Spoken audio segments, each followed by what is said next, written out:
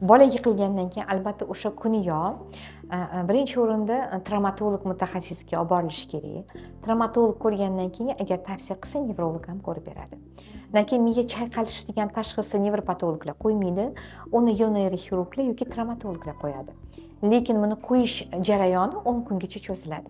Masalan, bolangiz 1-2 kun yaxshi bo'lib, uyqulari yaxshi bo'lishi mumkin.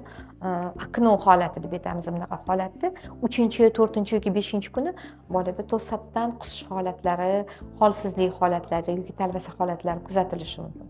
Shuning uchun bola yiqildimi, albatta mutaxassisga ko'rsatish kerak. Chunki neyrofiziologik metodikalarimiz bor, EKG apparatlarimiz, UZI apparatlarimiz, Doppler apparatlarimiz borki, qanchalar bolada o'zgarish yoki rentgen, masalan, travmatologlar albatta rentgen tavsiya qilishadi. Masalan, miyani o'sha suyak sohasi sinish bormi yoki dars ketish bormi, bu ham juda qo'rqinchli holat.